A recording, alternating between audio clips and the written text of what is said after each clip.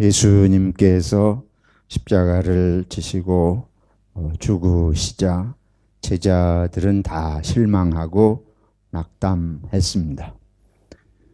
그 제자들 중에 두 사람이 예루살렘에서부터 한 10여 킬로 떨어진 엠마오라고 하는 곳으로 이제 낙심해서 내려가고 있었는데, 그때에 자기들이 길 가면서 이제 지금까지 예수님에게 일어났던 일들을 이야기를 하고 가고 있었어요. 근데 갑자기 그들이 길 가는 곳에 한 사람이 나타났습니다. 그러면서 묻기를 무슨 얘기들을 하는가? 그래, 예루살렘에서 최근에 일어난 엊그제 일어난 일을 우리가 이야기하고 있습니다. 바로 예수님 이제 십자가에 못 박혀 돌아가신 이런 이야기들을 하고 있는데, 같이 끼어들어서 이야기를 대화를 건 이분이 그게 다 성경에 이미 예언이 되어 있는 일들이다. 그래서 하나님께서 구세주를 보내셔가지고 이렇게 고난받고 죽어야 할 것을 이미 다 말씀을 하셨다 하고 성경을 들어서 그 내용을 설명을 해 주시는 거예요. 이 두 제자는 이분이 누군가, 그때까지 그분에 대해서 잘 알지 못하고 있었어요. 길을 가다가 이제 좀 쉬어서 식사를 하고자 해서 멈추는데 이분은 더 가려고 그래요. 그래서 그러지 말고 우리하고 좀 더 식사도 하고 이야기도 합시다. 그래서 식사를 하는데 성경에 보면 그분이 바로 누구셔요? 예수님이에요. 근데 예수님이 성경 말씀을 더 가르쳐 주시고 뭐 하시고 하면서 이 성경은 뭐라 그런가 하면 예수님이 그 두 제자의 눈을 띄워 주시니까 비로소 누군 줄 알았다. 예수님인 줄 알았다. 아주 신기한 이야기 아닙니까? 그래서 너무 놀라고, 예수님이 분명히 돌아가셨는데 십자가에서 이분이 길가에 나타나셔서 자기들하고 이야기하는 게 얼마나 놀랍겠어요. 그 놀라고 있는데 정신 차리고 보니까 또 예수님이 안 계셔요. 사라지셨어요. 너무 놀라고 어떻게 된 건지 마음을 종잡을 수가 없잖아요. 당황스럽고. 그래서 엠마오로 내려가던 이 두 제자가 바로 길을 돌이켜서 예루살렘으로 도로 올라가요. 그리고는 다른 제자들이 모여 있는 그곳에, 그러니까 아마 늘 모이던 장소가 있었으니까 거기 모여 있을 것이 틀림없다 하고 거기를 찾아갔는데, 다른 제자들이 다 모여가지고 그들도 예수님에 대한 이야기들을 하면서 안식일이 지나고 그 다음날 새벽에 이렇게 여인들이 예수님의 시신을 둔 그 무덤에 갔더니 예수님은 안 계시고 뭐 이런 얘기들을 쭉 또 하고 있는 거예요. 다 그들이 서로 놀라서 엠마오로 가던 제자들도 우리가 길을 가다가 이렇게 예수님이 나타나셔서 이러한 것을 경험을 하고 너무 놀라서 우리들이 이렇게 다시 길을 돌이켜서 왔습니다 하고 뭐 그런 얘기들을 하면서 있는데, 오늘 말씀은 바로 그 자리에 누가 다시 나타나셨습니까? 예수님께서 그 자리에 다시 나타나신 것을 오늘 말씀이 이렇게 기록하고 있습니다. 이 말을 할 때 예수께서 친히 그들 가운데 서서 이르시되 너희에게 평강이 있을지어다. 얼마나 그들이 혼비백산하고 놀라겠습니까? 그들이 놀라고 무서워하여 그 보는 것을 뭐로 생각했다? 영으로 생각했다. 우리식으로 말하면 유령으로, 귀신으로 뭐 그렇게 생각을 했다고 쉽게 말할 수 있겠습니다. 예수님께서 이르시되 어찌하여 두려워하며 어찌하여 마음에 의심이 일어나느냐. 믿을 수 없는 거예요. 예수님 분명히 돌아가셨는데 예수님 다시 살아나신 모습으로 이렇게 또 방 한가운데 문도 닫아 걸었는데 나타나셔서 말씀하시니까 의심도 나고 두렵기도 하고 놀라기도 하고 기쁘기도 하고 뭐 어떻게 그 마음을 하나로 표현할 수 있겠어요. 예수님께서 그 마음을 아시고 내 손과 발을 보고 나인 줄 알라 그러면서 만져보라고 그러시는 거예요. 영은 살과 뼈가 없으되 너희 보는 바와 같이 나는 있느니라.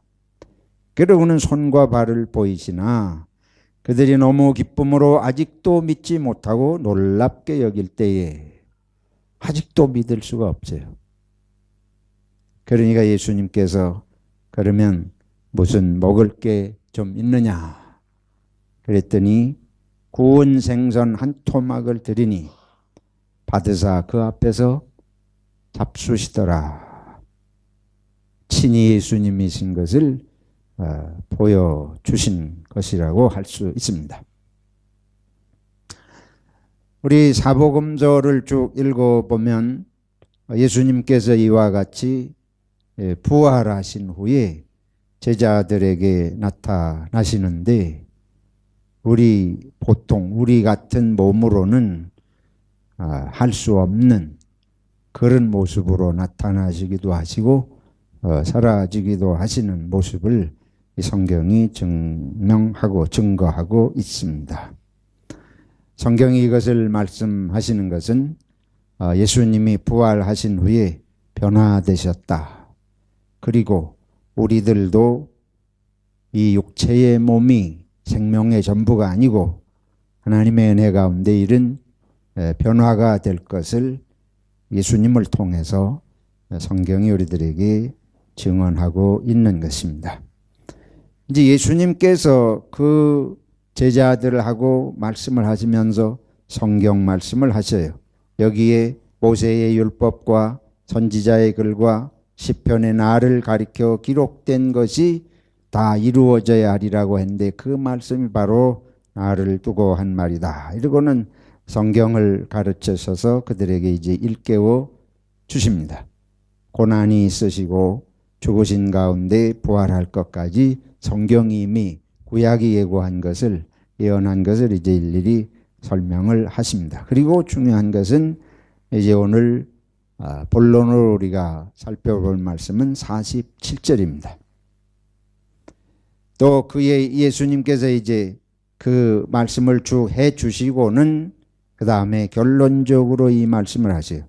또 그의 이름으로 이 그리스도의 이름으로 죄사함을 받게 하는 회개가 예루살렘에서 시작하여 모든 족속에게 전파될 것이 기록되었으니 너희는 이 모든 일에 무엇이라? 증인이라. 이게 예수님의 마지막 제자들에게 하신 말씀입니다. 마태복음 28장에 예수님께서 이제 성부와 성자와 성령의 이름으로 세례를 주고 세상의 모든 족속에게 세례를 주고 여기는 뭐라 그런가 하면 예루살렘에서 시작해서 모든 족속에게 그리고 마태복음에 예수님께서 내가 너희에게 분부한 것을 그 모든 족속이 에게 가르쳐서 뭐하게 하라? 지키게 하라. 근데 여기 이제 누가복음에 같은 말씀이에요. 그의 이름으로 제사함을 받게 하는 회개가 예루살렘에서 시작해서 모든 족속에게 전파될 것이다. 너희가 이 일의 증인이라. 그래서 예수님께서 이제 모든 사람들에게 가서 전하고 가르치고 지키게 할 내용이 뭔고 하면 여기 있는 말씀대로 그리스도의 이름으로 뭘 받아요? 죄사함을 받는 것과 또 무엇이? 회개가, 이 두 가지를 예수님이 핵심적으로 말씀을 하셨습니다. 이것을 모든 족속에게, 땅끝까지 모든 나라와 민족에게 전파하고 이것이 너희에게 주어진 증거의 사명이다 하고 제자들에게 예수님이 말씀을 하신 거예요. 저와 여러분들은 주님의 부활 이후에 이 두 가지의 증인의 사명을 받았습니다. 그리스도의 이름으로 죄사함을 받는 것과 회개해야 할 것이 주님께서 우리들에게 당부한 복음 증거의 전도의 사명인 것을 이제 일깨워 주신 것이에요. 이 두 가지를 우리가 좀 생각을 해 봅니다. 그리스도의 이름으로 죄사함을 받는다. 우리가 살아가면서 사람마다 중요한 것이 다 다를 수가 있습니다. 그러나 사람마다 관심이 다르다고 할지라도 그거를 종합적으로 보면 현실의 생존의 문제예요.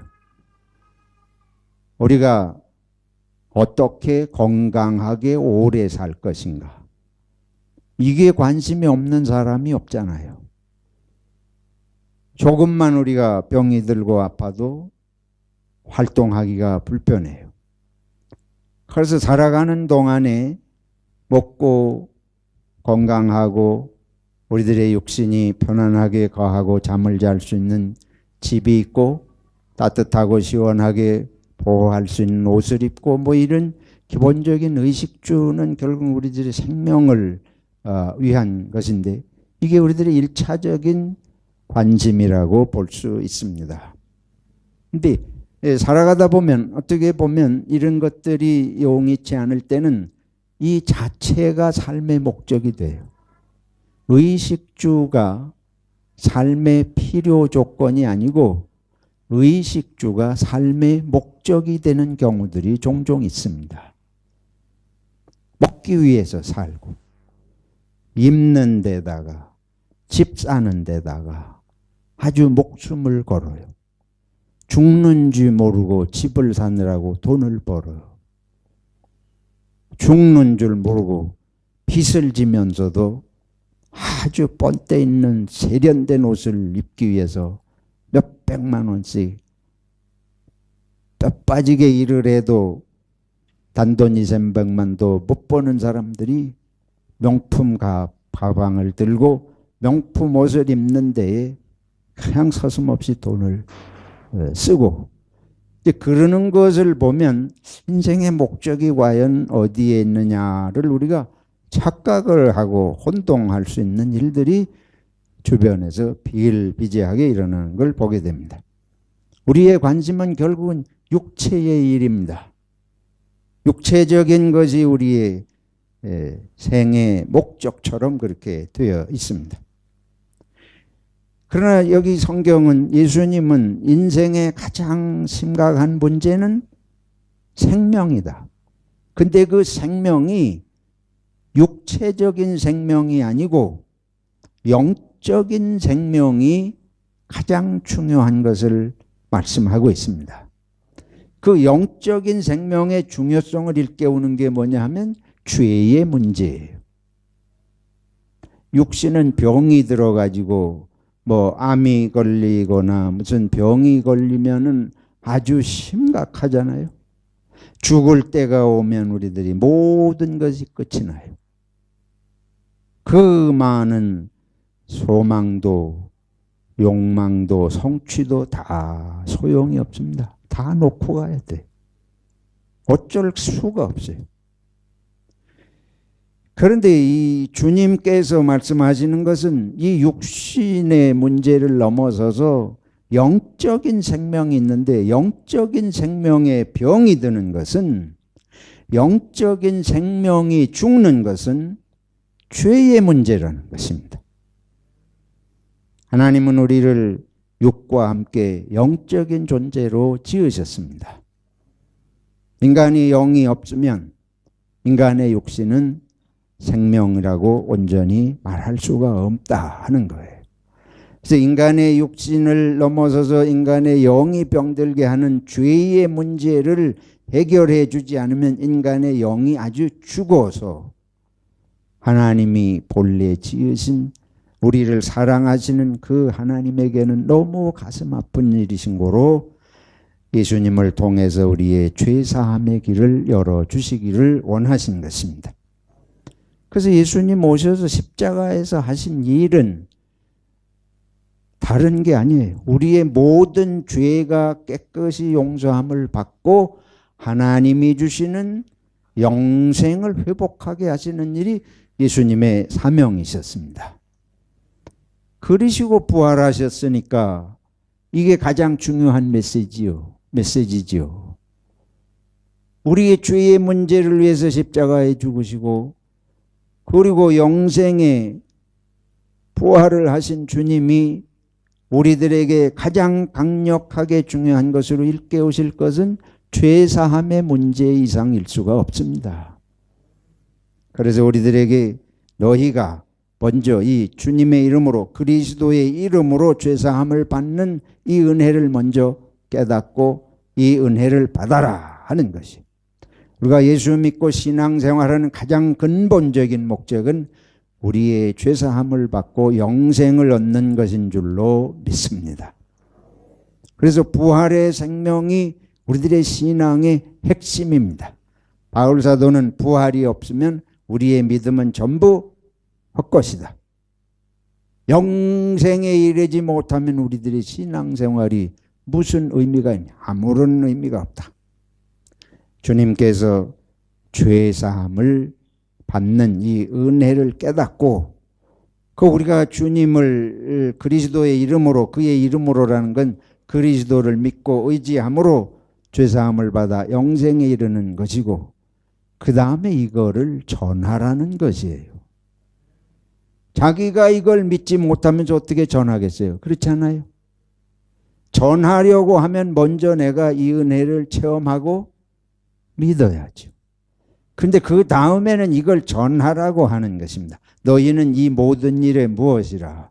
증인이라. 세상 사람들이 육이 죽어서 죽는 것이 아니고 영이 죽어서 죽기 때문에 영은 죄로 말미암아 하나님의 심판으로 죽는 것인데 이제 하나님께서 우리를 불쌍히 여기셔서 예수 그리스도의 대속의 은혜로 죄사함을 받고 영생을 얻는 길이 열렸는데 이거를 온 세상에 증언하라.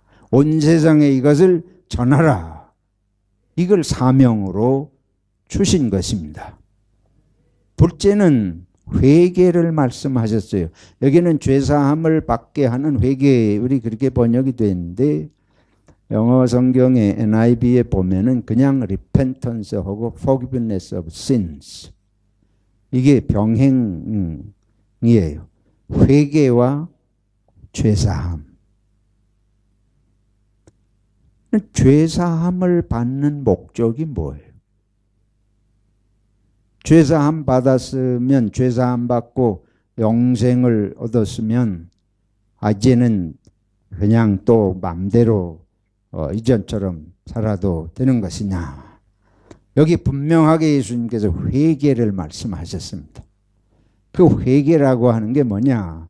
마태복음 28장에는 내가 너희에게 분부한 것을 가르쳐 어떻게 하게 하라?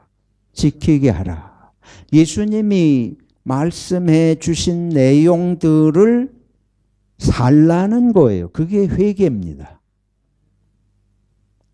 그러면 죄사함을 받은 은혜에 감사하면서 이제 그거로 죄사함 받았으니 이제 다 걱정할 게 없다.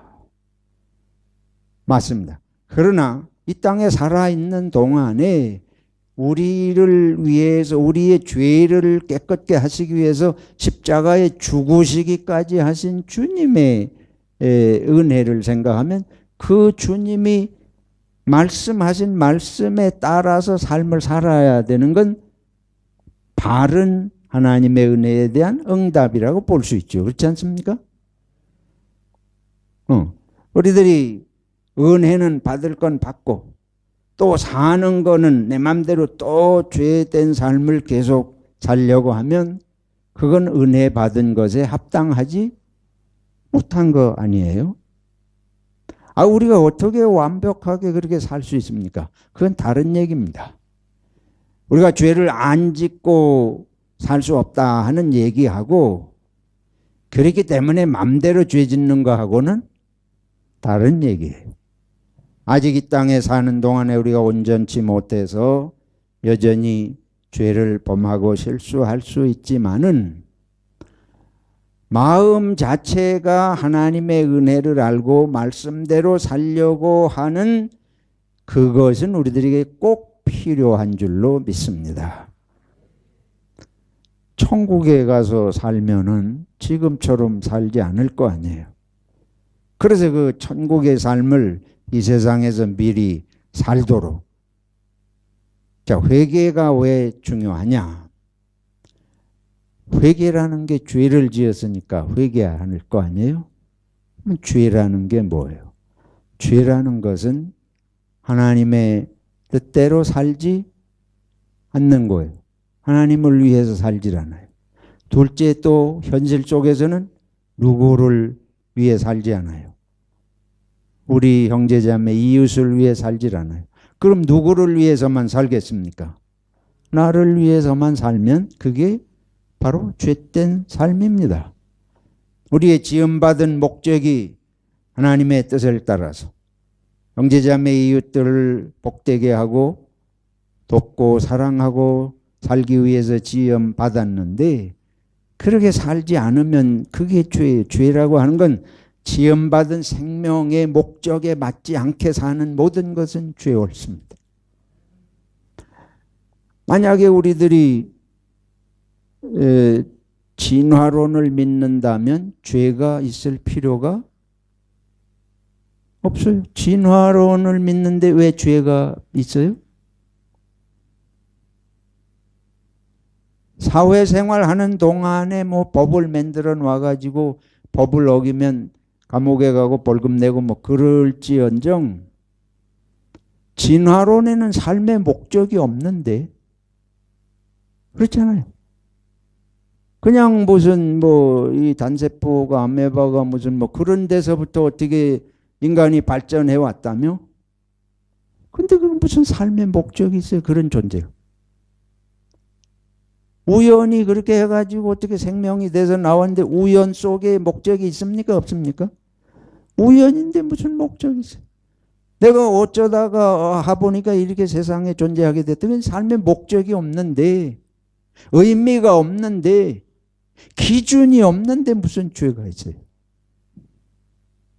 율법이 없는데 무슨 죄가 있어요? 법이 없는데 무슨 범죄가 있어요? 창조의 목적이 없다고 생각하면 죄의식을 가질 수가 죄의식을 어디서 찾아요? 뭐 내 좋은 대로 사는 건데 내가 내 인생인데. 죄라는 것은 창조주가 있을 때만 죄를 얘기할 수가 있습니다.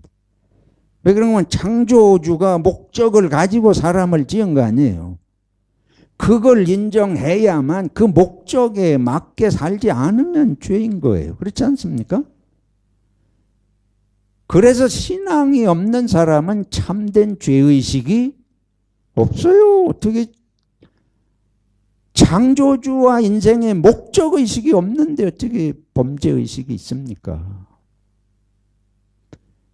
그러니까 이 강영일이라는 사람, 한국의 지강헌이라는 사람, 이 네 사람의 지존파인가 뭐 이 사람들이 그냥 사람들을 무차별로 죽이고 왜 그러냐. 그러니까 유전 무죄, 무전 유죄. 한국에서 아주 유명한 살인 사건이었던 것입니다. 근데 그 네 사람이 이제 나중에 세 사람은 죽고 총 맞아서 죽고 버티다가 한 사람이 살아났어요. 근데 이 사람이 이제 밖에 나가서 뭐 차 구하려고 도망갈 차 구하다가 어떻게 이제 살았는데 교도소에 가서 복역을 하고 그리고 아주 모범수가 돼서 출소했어요. 근데 어떻게 해서 이 사람이 그렇게 됐냐? 이 어릴 땐 교회를 다닌 거예요. 그러다가는 그렇게 뭐 친구들하고 어울리고 공부도 잘 못하고 가난하고 한 데서 이제 무슨 양말 공장에 다니다가 뭐 훔치고 뭐 이런 거 해가지고 교도소 갖다 나와고 뭐 하니까 안 받아줘요. 다시 그 양말 공장 가니까. 그래서 뭐 그런 생활 하다가 이렇게 이제 자꾸 자기에게 일어나는 일들이 불행하고 왜 나만 이렇게 되나 뭐 그러면서 친구들하고 어울려지지 그렇게 되는데 이 사람이 다시금 신앙심을 회복하고 출소해서 모범주가 돼 출소해서 한국에 그 안양인가 어디인가 거기 무슨 감리교 교인하고 결혼해서 신앙생활하면서 이제 하는 얘기를 제가 들어서 말씀드리는 거예요. 인생의 목적이 하나님 안에서 잡히니까 사람이 어떻게 돼요? 이렇게 살면 안 되겠다. 이렇게 살면 안 되겠다. 신앙이 얼마나 중요한지 모릅니다, 여러분. 남편은 여러분들이 100년을 기다려도 남편이 변하지 않습니다. 여러분 아내가 변합니까? 안 변해요. 변하는 유일한 길은 무슨 사람이 돼야 돼요? 신앙생활하는 사람이 돼야 돼요. 아까 우리 최동길 집사님 기도하셨잖아요. 이게 확신을 가진 신앙이 없으면 인생은 변하지 않습니다. 목적의식이 없고 기준이 없는데 이렇게 살아야 된다 저렇게 살아야 된다 그게 아니에요. 유전무죄 무전유죄 난 돈이 없어서 이렇게 취급받고 이러는데 내가 뭐 이렇게 살아야 될 이유가 뭐 있냐 그냥 막 산다 그 말이에요. 하나님께서 우리를 지으신 목적을 상실하면 우리는 회개할 것도 없고 죄의식도 없습니다. 그래서 회개라는 건 거꾸로 뒤집어서 말하면 하나님이 나를 지으신 목적이 있다는 것부터 인정해야 됩니다. 근데 그 목적이 성경에서 말하는 건 하나님의 뜻을 따라 살고 이웃을 위해서 내가 살도록 지어졌다. 그렇게 안 되는 건 다 이게 잘못된 거라는 걸 인정하는 게 그래서 회개하는 거예요. 아까 우리 최동길 집사님 간절히 그 회개하는 말씀을 기도 초두에 하셨는데 그런 것이 다 신앙이 없이는 그렇게 할 수가 없어요. 그건 억지로 뭐 어떻게 나오는 게 아닙니다. 그 자체가 우리가 다시 죄에 빠지고 부끄러움을 느끼지만 그 자체가 벌써 믿음이 있기 때문에 그런 줄로 믿습니다. 근데 우리가 회개를 하자. 뭐 기준이 있어야 회개할 거. 오늘 두 가지만 한번 생각을 해봅시다. 인생에서 가장 중요한 것은 문제는 죽음이에요. 죽음이라는 건 다른 말로 하면 시간입니다. 우리 시간 안에 있잖아요. 죽으면 이제 시간이 끝나는 거예요. 시간을 어떻게 생각하냐. 시간 개념. 존재와 시간. 존재라는 건 시간 속에 있다는 거예요. 그래서 내가 평상시에 시간 개념이 어떠냐? 시간을 어떤 데다 쓰냐? 성경에 이제 아까 파레토 법칙은 80대 20 뭐 세상이 대부분 모든 게 20%의 어떤 것에 의해서 움직여진다. 뭐 이런. 근데 그거를 잘못 생각하면 사람들이 100명이 있으면 20명은 뭔가 20명이 몇 명을 움직여요. 80명을 움직인다. 그러니까 20명만 잘 이렇게 하면 그 사회는 성공할 수 있다. 뭐 이런 식으로 이상하게 그걸 활용할 수도 있습니다. 그런데 성경은 지금 시간이 7분의 1 개념이에요. 안식일이 며칠이에요? 하루. 7날 중에 하루를 안식일이라. 안식일이 뭐예요? 안식일이 쉬는 날인데 말 그대로 하면 이건 뭔가 하면 하나님을 섬기기 위해서 모든 아무 일도 안 하는 아주 쉽게 말하면. 아무 일도 안 하는데 초점이 있는 게 아니에요. 하나님 생각하고 하나님 섬기는 거 하는 일보다 중요한 것이 없다. 그거 훈련하는 날이에요. 그거 7분의 1 법칙이에요. 근데 하루를 하나님의 뜻을 생각하고, 그러니까 성경을 읽고 말씀을 생각하고 하나님 뜻대로 사는 게 어떻게 할 건지, 믿는 사람들이 모여서 그 하나님을 예배하고 성경을 연구하고 같이 기도하고 뭐 이러는 그런 일에만 아주 온전히 헌신하는 날이 며칠? 하루. 그 하루만 그렇게 하면 그럼 되는 거구나. 그게 아니고 이 7분의 1 법칙은 하루 안식일 날 그렇게 한 것처럼 그런 정신으로 나머지 엿새를 살라는 말입니다. 엿새 동안 세상에 나아가서 뭐 여러 가지 일들을 하지만은 이걸 다 누구 안에서 사는 것처럼 살라는 거예요. 하나님 안에서 하나님의 말씀 따라 사는 것처럼 사는데, 그거를 아주 전적인 훈련을 집중하고 하는 날이 안식일입니다. 믿습니까?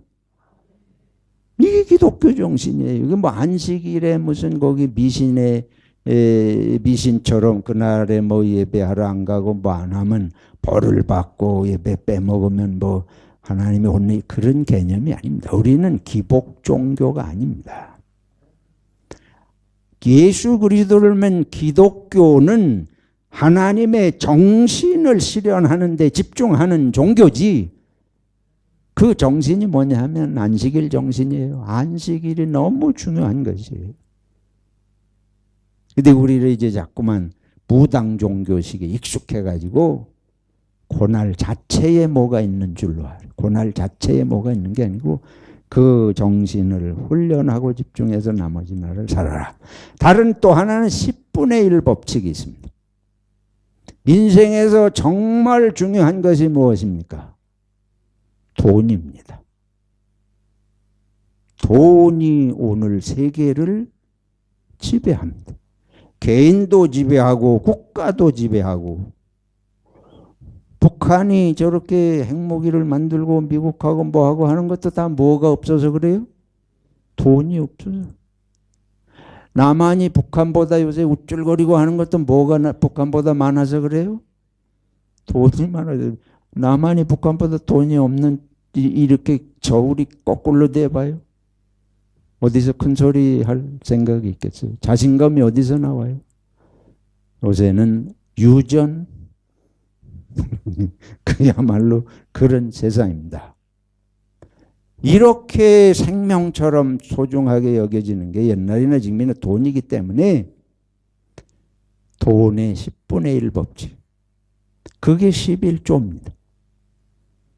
내가 죽어라고 일을 했는데 누구한테 이걸 바쳐요? 10분의 1을. 하나님한테. 하나님이 언제 도와줬습니까? 이 돈 버는데 뭐 하나님이 옆에 와가지고 지켜서 어떻게 해줬어요? 내 대신 뭐 벽돌을 날라줬어요. 내 대신 청소를 해주셨어요. 내 대신 뭐 컴퓨터 작업을 해주셨어요. 언제 하나님이 하신 게 언제 있습니까? 근데 왜 하나님께 갖다 바치? 그냥 하나님 감사합니다 그러면 되지, 뭐 왜 그 돈을 갖다 예배당에다 헌금을 하고 바치냐. 이게 누구의 것이다? 하나님의 것이다. 그건 왜 그런 거야? 아까 말씀드린 대로 우리를 지으신 창조주의 삶의 목적을 인정할 때 이게 인정이 되는 것입니다. 하나님이 생명을 주시고 하나님이 시간을 주시고 하나님이 지혜를 주시고 모든 것을 주신 그분이 우리를 이 세상에 존재하게 하셨는데, 내가 하는 이 모든 일들이 요즘 다 돈으로 평가돼서 이렇게 하고 돈이 중요하게 되니까 이것이 가장 중요하다고 여겨지는 이것이 다 누구의 것이다? 하나님의 것이다. 그거는 뭐 들여서 이자 받는 것도 아니에요. 원금 은행에 집어넣었다가 빼내는 것도 아니에요. 그냥 드리면 끝나는 거예요. 근데 그 정신으로 나머지 10분의 9를 쓰라는 것입니다. 요거 10분의 1만 바치면 되는 게 아니고 이건 하나님이 주신 건강과 지혜와 삶을 가지고 벌은 돈을 하나님께 드리듯이 그냥 값없이 하나님이 뜻하시는 곳에다가 이 물질을 쓰라는 거예요. 나머지 10분의 9를. 이게 내 것이 아니에요. 그러니까 예수 그리스도를 믿고 하나님을 창조주로 분명히 고백하지 않으면 11조 할 수 없습니다. 그래서 이것이 중요한 것입니다. 7분의 1 법칙과 10분의 1 법칙을 시간과 물질, 이것은 두 가지의 이 세상에서의 우리들의 살아있는 동안 절대적으로 우리 삶에 관련된 것인데, 이 두 가지가 하나님의 뜻을 따라서 이웃을 위하여 이것의 개념이 없으면 우리 삶은 영적으로 뭐한 것이다? 죽은 것이다. 영적으로 죄를 짓고 산다는 거예요. 이 두 가지 7분의 1과 10분의 1 법칙에 막지 않게 살면 그것이 다 무슨 삶인가 하면 죄 짓는 삶이라는 거예요. 몽땅 죄 짓는 삶이라는 거예요. 어떻게 그렇게 함부로 얘기합니까? 안 그래요. 하나님 앞에 무릎 꿇고 7분의 1 법칙과 10분의 1 법칙을 절대적인 생명의 법칙으로 생각하고 살지 않으면 전부 내가 이기적으로 남을 해치는 생각만 하루 종일 합니다. 남에게 도움되는 생각하지 않아요. 사촌이 땅을 사면 뭐가 아파? 사촌인데도 뭐 사촌까지 갈 거 뭐 있어?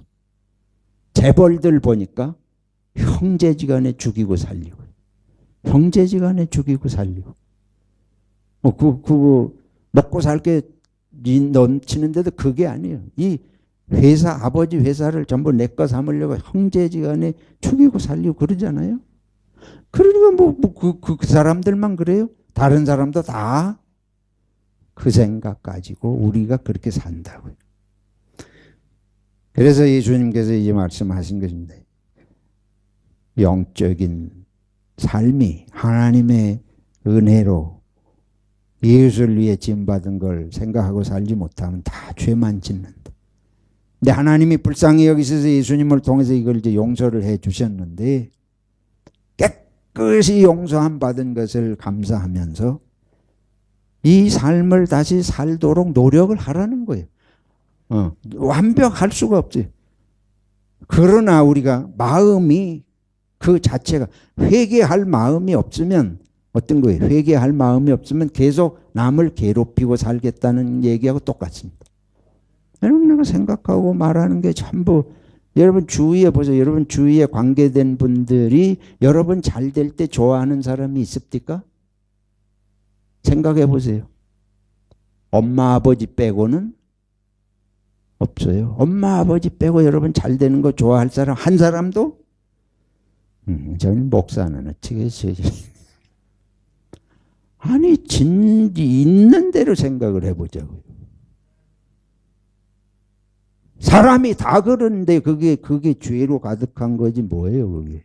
저도 그렇고 우리가 모두 마찬가지입니다. 그래서 그 마음을 자꾸 하나님 앞에 내놓고 회개하고, 하나님 형제 자매 이웃을 생각하며 살 수 있는 마음을 주십시오. 그 다음에 이제 결론입니다. 이걸 전하라는 거예요. 뭘 전해요? 회개를 전하라는 거예요. 회개를. 회개의 삶이 중요하다는 걸 증거하라는 것입니다. 내가 그렇게 못 사는 것만 문제가 아니에요. 내가 그렇게 살려고 하는 것뿐만 아니고 이걸 전하래요. 회개를 전하래요. 예수 믿고 구원받는 것뿐만 아니고 회개를 전하래요. 왜 그게 중요하냐? 이 요나가 니느웨 성에 가서 뭐 하라고 하나님이 보냈습니까? 회개하라. 그 덕분에 니느웨 성이 어떻게 됐습니까? 회개하고 살았잖아요. 회개를 전하지 않으면 그 사람들이 하나님한테 어떻게 되는 거예요? 벌 받아가지고 다 하나님이 다 무너뜨리겠다고 니느웨 성을 그러셨잖아요. 나단 선지자가 다윗에게 보냄을 받았습니다. 다윗에게 가서 밧세바를 간음한 다윗을 나단 선지자가 뭐 하시오? 회개하시오. 그걸 다윗 선지자가 받아들여 가지고 회개하고 살잖아요. 나단을 누가 보냅니까? 하나님이 보내는 거예요. 히스기야 왕이 나라가 잘 되니까 교만해졌습니다. 적군의 이게 내탕고를 열어 보이고 자랑을 하고, 그래 하나님께서 내가 죽고 살지 못하리라. 누구를 보내세요? 이사야 선지자를 히스기야 왕에게 보내세요. 네가 죽고 살지 못하리라. 그러니까 히스기야 왕이 선지자의 말을 듣고 하나님 앞에 나아가서 통곡하고 회개하고 기도하잖아요. 그리고 하나님께서 생명을 얼마를 연장시키셨대요? 15년 연장시키셨더니 회개를 전했기 때문에 그 사람이 어떻게 된 겁니까? 산 것입니다. 회개를 전하지 않으면 그 사람이 어떻게 되는 거예요? 죽는 거 아니에요. 죽는 거를 내버려 두는 거 아닙니까? 그래서 예수님은 잘못한 거 지적하라는 얘기가 아니고 사람을 뭐 해라? 살려라. 사람을 살려라. 저 사람이 지금 자기가 살아있는 줄 아는데 죽음의 길을 가고 있다. 그걸 알려주라는 거예요. 영적인 죽음의 길을 가고 있다고 하는 걸 알려주라. 그래서 회개를 전하라. 사람이 죄 짓는 거 보면 동조하는 사람들이 많아요. 왜? 우리 속에 그런 본성이 있으니까. 정신 차려야 됩니다. 초대교회가 교회가 될 수 있었던 것은 유다에게 다른 제자들이 동조하지 않았기 때문에 교회가 교회된 것입니다. 유다 보고 휩쓸리는 사람들이 있을 수 있잖아요. 저 향수를 팔면 얼마를 받겠다? 300데나리온을 받겠다. 그런데 예수님께서는 가만두어라. 그 옆에 있는 제자들이 유다의 말이 옳은데 예수님 저러시면 안 되는데 그러는 자들이 늘어났으면 교회가 한 길을 갈 수가 없는 거예요. 우리들이 그걸 분별을 할 줄 알아야 돼. 분별을 할 줄 알아야 되는데 누가 조금 그럴듯 얘기하는 것 같으면 이게 하나님의 음성이 어디서 오는지를 분별하지 않고 같이 휩쓸려서, 그래서 이 교회들이 오늘날 풍비박산이 일어나고 자꾸 우리가 죄의 소굴로 같이 빠져들어가지 않습니까? 영적인 분별력이 우리들에게 필요한 줄로 믿습니다. 그리고 우리가 하나님 앞에서 여러분을 구원하신 것은 오직 예수님입니다. 사람을 사랑하고 도와줘야 되지만 잘못된 죄의 길을 따라가는 것이 사랑하는 것은 아닙니다. 이걸 잘 분별을 할 수 있어야 되겠습니다. 사랑하는 성도 여러분, 우리가 증인으로 부름을 받았습니다. 우리를 구원하신 예수 그리스도의 은혜를 다시 한번 감사하고 우리가 그분 앞에 회개하고 이 제사함의 은혜를 세상에 내 생명처럼 전해야 돼. 우리 죄사하기 위해서 예수님 생명을 주셨는데 그거보다 더 중요한 일이 없다는 거 아니에요. 근데 예수님에겐 그거보다 중요한 일이 없었는데 우리는 더 중요한 일이 있으면 예수님의 제자라고 할 수 없지요. 여러분과 제가 인생의 더 중요한 목적이 제사하고 제사함 받고 회개하는 것을 확신을 하고 그거를 전하는 일보다 더 중요한 일이 있다면 나는 예수님처럼 산다고 할 수가 없어요. 마음이라도 우리가 결심을 하고 인생에서 이거보다 더 중요한 프라이어리티가 없다. 여러분 결심하시면 주님께서 영광 받으시고 동행하실 줄로 믿습니다. 하나님 아버지, 우리는 한없이 부족한 죄인입니다. 그러나 우리의 모든 죄를 깨끗이 씻으시기 위하여 십자가의 생명을 주시고 우리가 하나님의 선하신 말씀을 따라 우리가 생명의 길로 가시기를 원하여 회개하라고 하시는데 하나님 성령으로 우리를 도와 주시옵소서. 또 이 복음을 전할 수 있도록 용기와 믿음을 주시옵소서. 예수님의 이름으로 기도하옵나이다. 아멘.